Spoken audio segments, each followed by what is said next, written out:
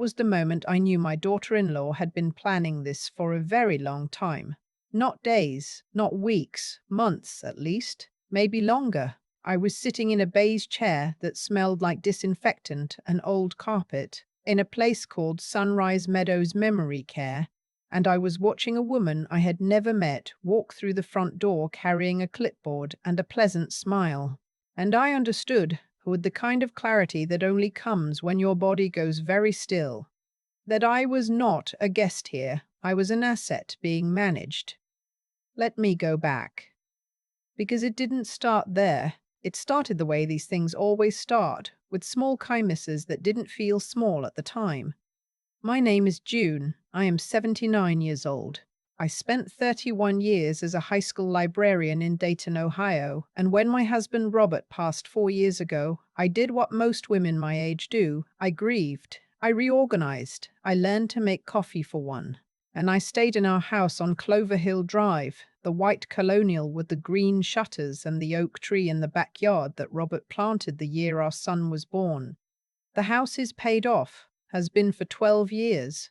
After Robert died, I had it appraised out of curiosity, not intention. The number surprised me. The neighborhood had changed, younger families, renovations, a new school 2 blocks over. What Robert and I bought for $89,000 in 1987 was now worth, according to the appraiser, somewhere between $420,000 and $450,000. I did not tell anyone that number except my attorney, a calm, methodical man named Mr. Elkins, who had handled Robert's estate and whom I had kept on retainer ever since. I should have kept that number closer. My son is a good man. I want to be clear about that, because what happened was not entirely his doing, and I have to believe, that he was as deceived as I was in the beginning. His name is Connor. He works in logistics, lives in Cincinnati with his wife, and they have 2 daughters. I love more than I can say. Connor calls every Sunday. He mows my lawn when he visits. He is, by any measure, a devoted son. His wife is a different matter.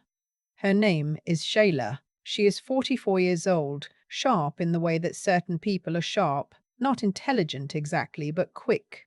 She notices things. She files information away. When I first met her 12 years ago, I thought she was efficient. Over time, I understood that efficiency was simply what her ambition looked like when it was trying to seem charming. Shayla never liked that the house was mine. She never said so directly. She said things like, "June, this place is so much to manage for one person, and have you thought about simplifying?"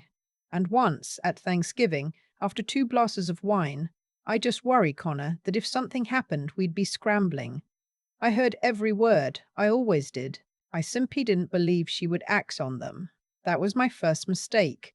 It started in February. Shayla called, not Connor, Shayla, to tell me she'd found a wonderful short-term rehabilitation center not far from Dayton, where seniors could stay for a few weeks following health events. She said a colleague of hers had used it after a hip replacement and found it rejuvenating. I told her I hadn't had a hip replacement. She laughed and said of course, but the reason she was calling was that Connor had mentioned I'd had that dizzy spell in December, the one where I'd had to sit down in the grocery store parking lot, and they were both just a little concerned. And wouldn't it be nice to have a full assessment done somewhere professional? I had, in fact, had a dizzy spell. Low blood pressure, my doctor had said. Nothing serious. I was fine. But I was also 79 and I live alone, and there is a particular kind of loneliness that makes you receptive to being cared for, even by someone whose motives you should examine more carefully. I said I'd think about it. She called again the following week. Then Connor called. Then Shayla again, and this time she had a name, Sunrise Meadows. She'd already spoken to someone there. They had a 2-week wellness evaluation program, she said. Very comprehensive. It would give us all peace of mind. I told Connor I didn't feel I needed it. He said, "Mom, it would really help me stop worrying." That was the sentence that got me.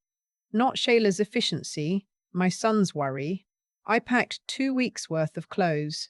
The first day was unremarkable. The facility was remarkable. The facility was clean. The staff were polite. The food was institutional, but edible.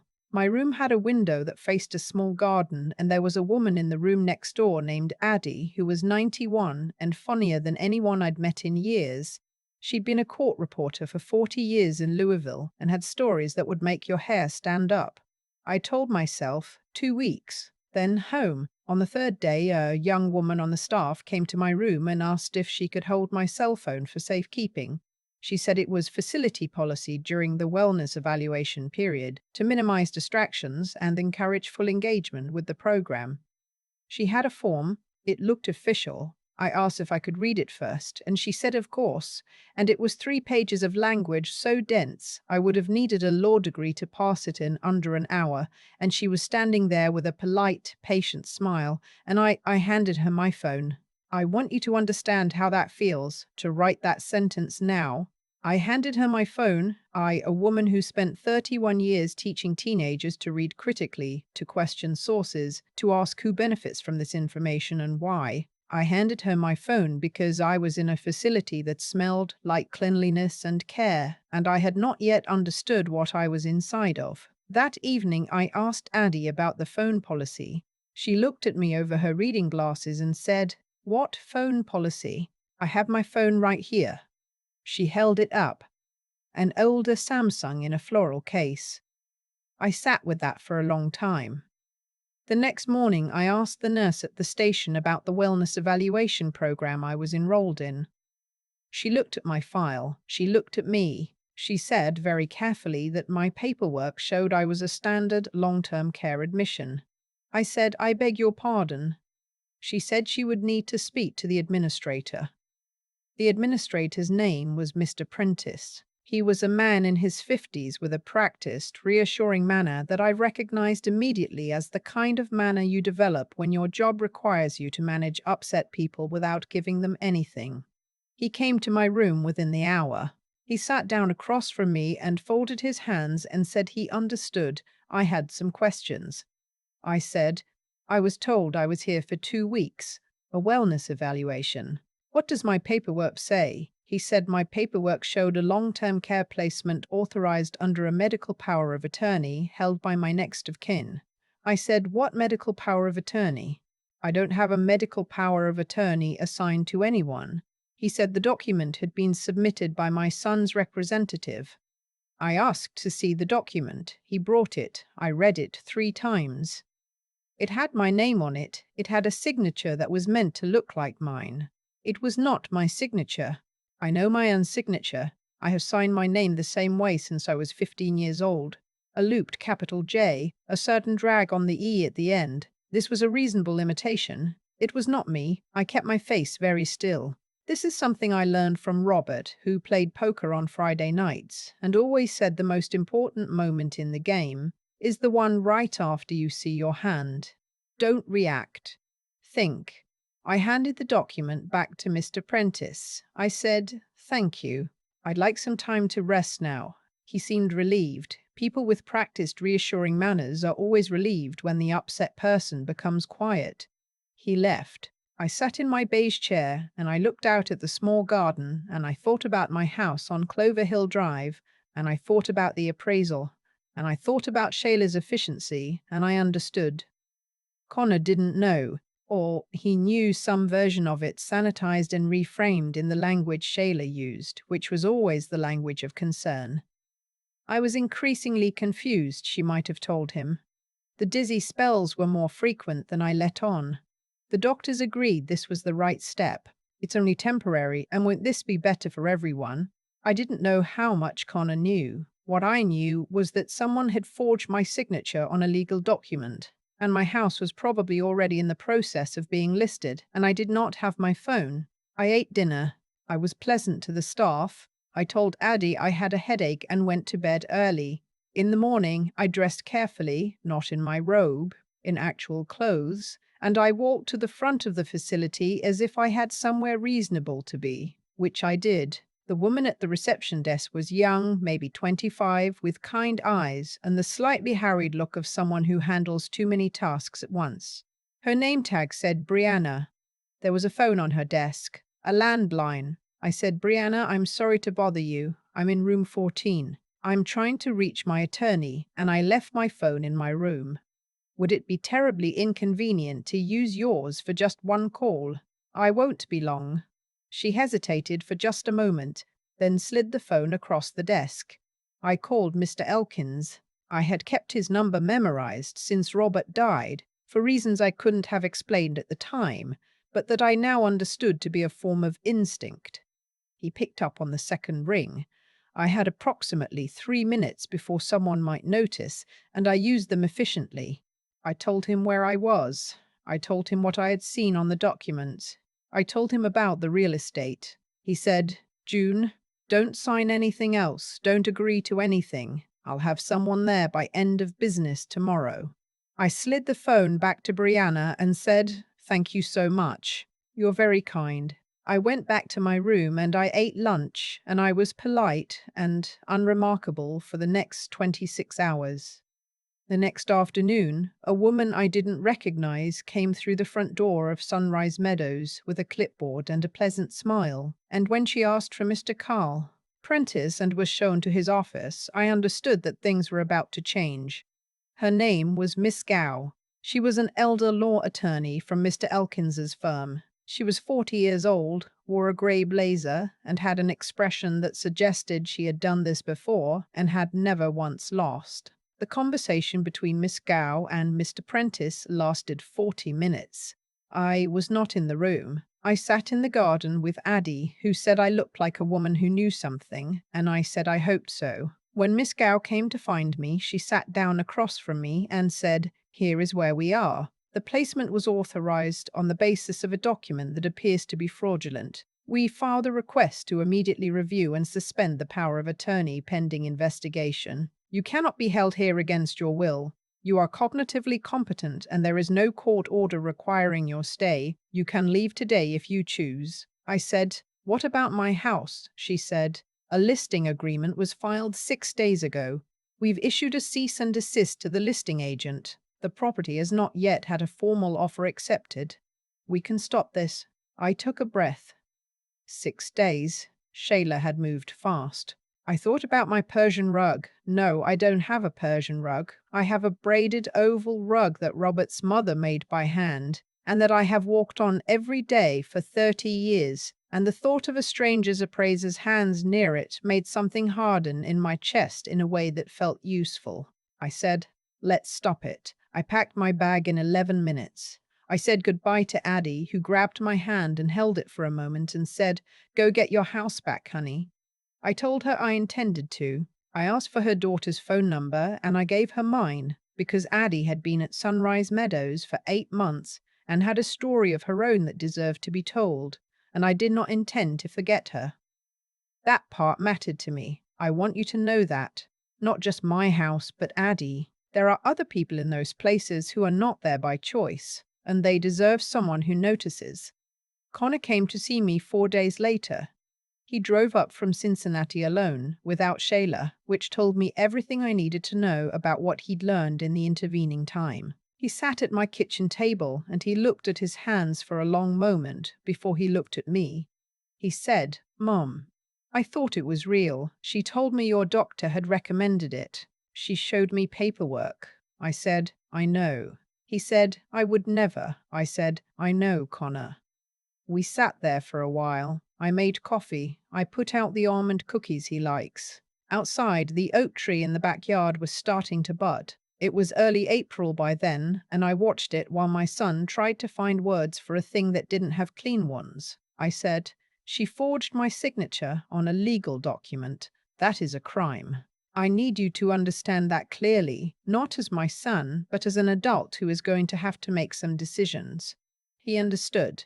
Shayla was served with legal papers 2 weeks later. The forged medical power of attorney, the unauthorized listing agreement, the theft by deception, 3 separate matters, all proceeding on their own timelines with their own weight.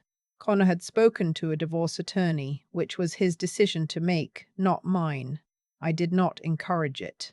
I did not discourage it. I held my granddaughters on a Sunday afternoon in May, and I read them a book about a rabbit who found her way home, and I did not let any of the rest of it into that hour. Mr. Prentice and Sunrise Meadows were the subject of a state licensing board complaint filed by Ms. Thet. Gau's firm on behalf of 3 residents, including me and Addie. The facility's intake practices were under formal review by the time spring turned warm. My house is still mine. The braided oval rug is still on the floor in the living room, exactly where it has always been. There is something I want to say, and I want to say it carefully, because I am not a bitter person, and I don't intend to become one. I am a 79-year-old woman who lives alone, and I had a dizzy spell in a parking lot. And someone looked at that and saw an opportunity. I want other women, other people, to understand that this is how it happens, not with a sudden dramatic betrayal, with paperwork, with concern, with someone who says the right words in the right tone while quietly preparing documents with your name on them. I am telling you this: know where your deed is. Know the name of your attorney. Memorize that number. If you have a power of attorney document, read every word of it, and if you haven't done it yet, do it before someone does it for you. And if you ever find yourself somewhere unfamiliar, somewhere that feels kind on the surface but wrong underneath, stay calm. Think. Find the nearest phone. The answer is almost always one call away. I've walked past that oak tree every morning since I came home. Robert planted it as a sapling the year Connor was born 37 years ago. It's taller than the house now. Some years it goes a little ragged in the wind, but it always comes back. I intend to do the same. I still think about that beige chair sometimes, the smell of it, the way the light came through the garden window and looked almost peaceful, as if nothing was wrong, as if I hadn't just read a document with a signature that wasn't mine. What happened to me didn't happen because I was weak. I want to be clear about that. It happened because I was trusting, and because trust, when it's aimed at the wrong person, can be used against you as precisely as any weapon. Shayla didn't forge my signature in a single reckless moment. She built toward it over months. The phone calls, the concerned tone, the paperwork she'd already prepared before I ever said yes. That kind of planning requires a coldness I still find hard to fully comprehend. But understanding it, even partially, matters.